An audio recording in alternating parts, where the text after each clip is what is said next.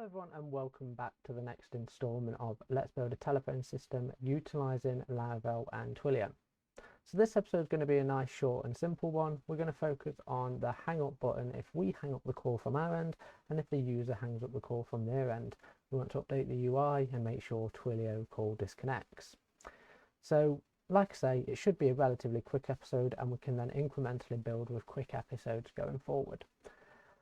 So the first thing I want to do, and at the minute I don't like how the JavaScript just toggles a class. I mean, we can work with it, but I want to keep them separate for now. So let's find that div, and it's this one. So we want to have, we don't want that, I don't think, end call I think it is, and clicked. Let's just double check. Let's just double check that. So it should show us 2. It's not. And I bet that's because we haven't got the call.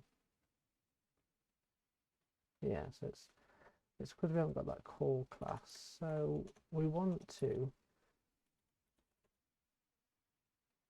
go into the CSS, have a look where the call button is being styled. We also want to add that on end call.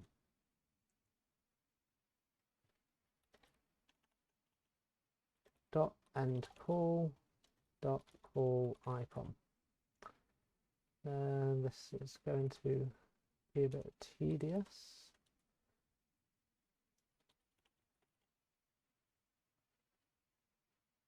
And this is probably not the best way to do it, but it's how I want to do it. So what I'm going to do is quickly just update all these classes, and I will cut back in. And we're back. So what I've done is duplicate the div of the main call button, and I've added the relevant classes so it shows up red.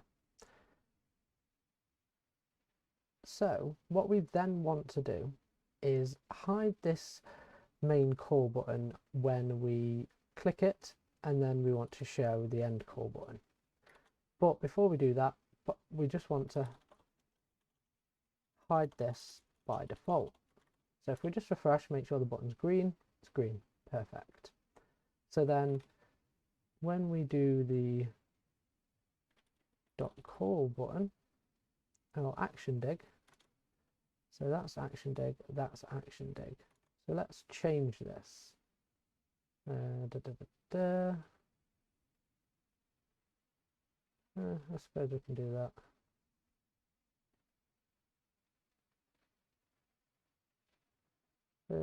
Where's our Twilio code? So we're doing .call on click. Yeah, no, that should be fine. So then we want to do .end call on click. So let's set that up for when we want to put down the call. End call on click function. And then what we want to do is handle the put down. So let's have a look at doing that.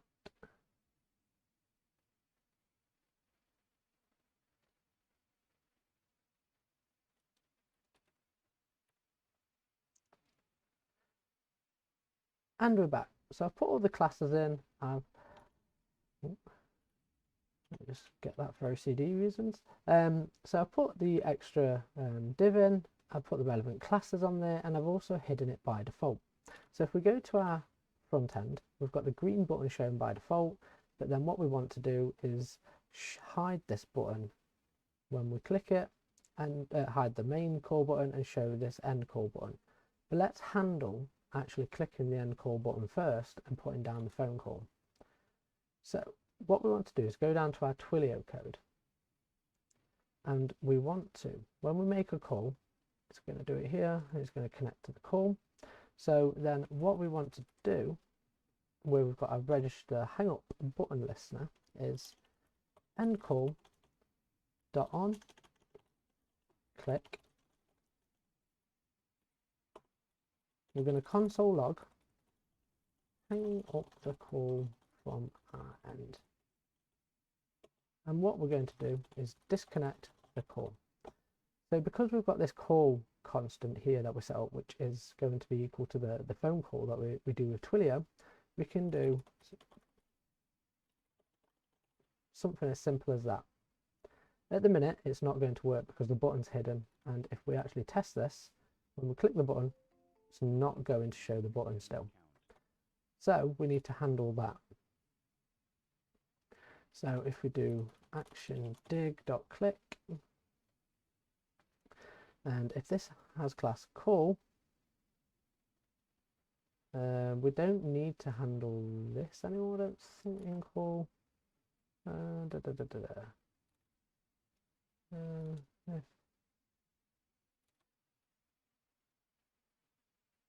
Never mind. So it's not, it has class in call. Oh, let's just add class in call. No, we want to hide the button. This dot hide. Let's see if that actually works. Yes, it does. Hide the call button. And then we want to show the end call button. We won't need to add in the end call class to the button anymore. We want to hide the dial pad. We want to show the text calling. We want to set the timeout still. So this is all fine. So then what should happen is, so let's just give it a test. Oh, we need to refresh. So give it a test. The button shows, although it's gone green. And then if we click it, it does disconnect the call, hanging up the call from our end. So you heard it disconnect, but it doesn't reset the UI. So what we need to do is fix that part. So if this has class call, which it doesn't actually, does it? So we can give it a class of call, and then if call pad in call, right, so this one should work. So if we go into our div and just add call, actually no, we can't add call because we're checking for that. So if this has class, what class does the both have?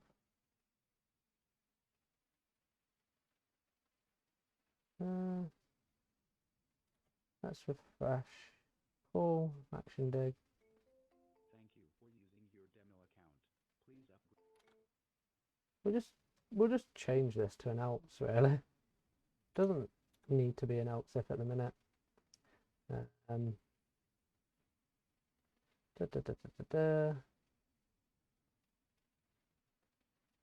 Yeah, we'll just trial that a minute. So let's refresh. We've got the call button. Oh, it's green at the minute. That's perfect. So what should happen is this button should then show again, and this should show. So I bet, so show the call button, call dot show the dial pad page, dial page again,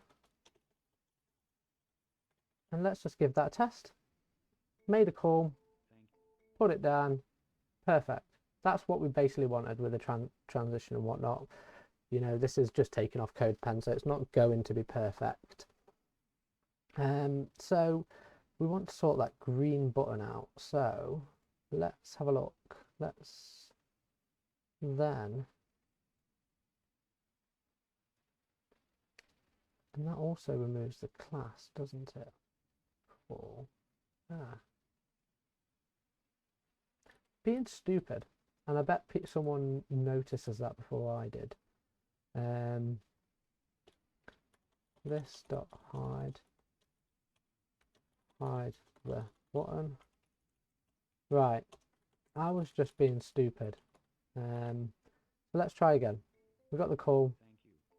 We've got the end call. We've got the call. We've got the end call. So this wants to then show the call pad. So if we go from bottom, we just want to show the call pad. So get rid of that.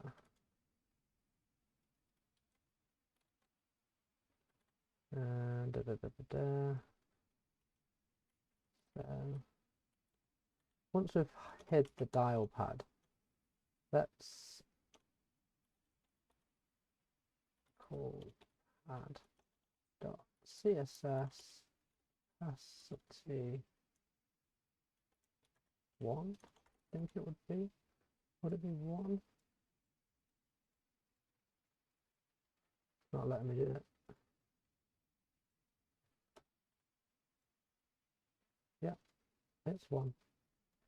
Just double check. Yeah. Right, so let's see if this works. We call, and then we put it down.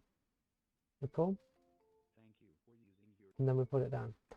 So it's showing and hiding the call pad, but it's still not by default. There we go. So when we put the call down, we then want to change this back to 0. Hide the call pad. So let's refresh. Perfect. And as you can see, it is putting the call down from our end. So now we want to handle when a user on the other end disconnects the call. How would we go about that? Well, we need to register a call event listener. So first we'll do call.on disconnect. And what we'll do is update UI disconnected outgoing call. So let's create that function. And we'll do it here. Function to handle the UI when the other user disconnects the call. And all we want to do is basically duplicate this without the call disconnect, because it would already be disconnected at that point. So let's put all this into a function. And let's just put that into that function actually.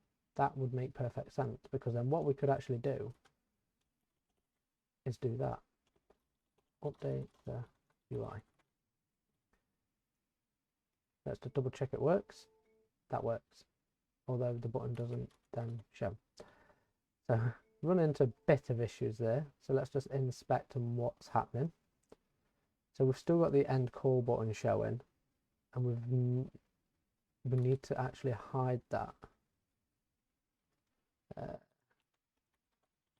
So that'll be why we're referring to this, and this won't actually be accessible anymore because we're outside of this on-click function. So if we try that again, that's working perfectly. And if I then ring myself, which it should make the call. Please upgrade to a full account to remove this message.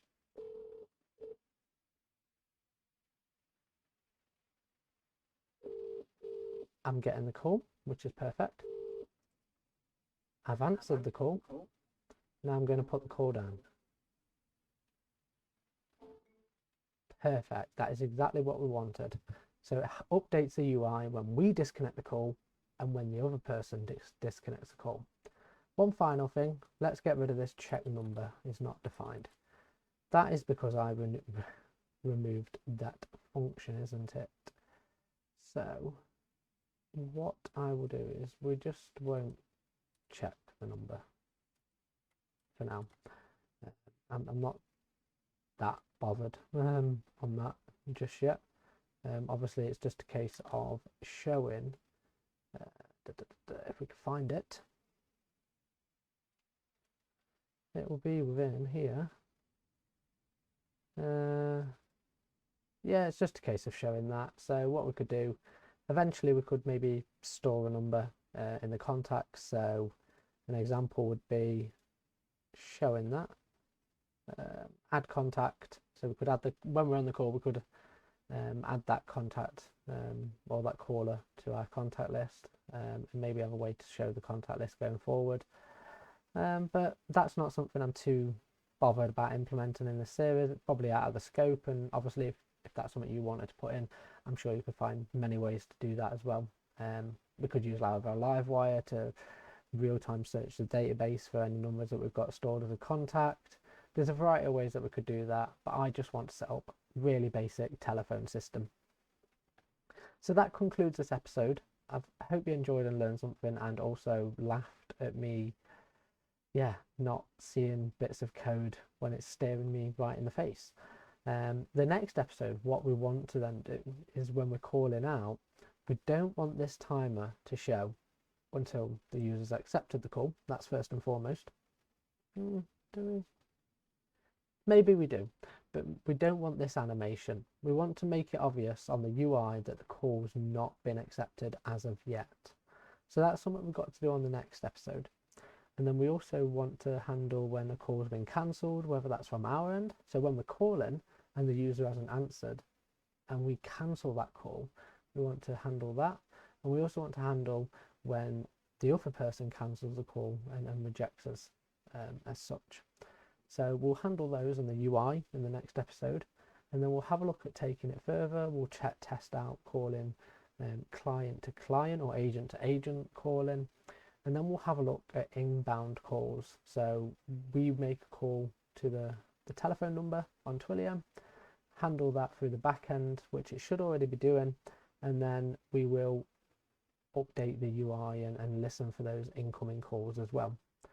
And then further down the line, we'll have a look at how you can change the device for your microphone and speakers for your computer or whatever system you're using. And then we'll have a look at what else we can then integrate with from Twilio. There's lots that I've done with it in the past, but we'll take it step by step and keep it quite basic. If you do have any ideas that you want me to implement, please comment and let me know, because I will try my best to put that into an episode in this series. Anyway, thank you for watching. Please like and subscribe. It really helps, and to be honest, it keeps me motivated. I'm really motivated anyway to record these videos, but it just lets me know that you are appreciating and liking the content that I'm putting out there as well. Thank you for watching.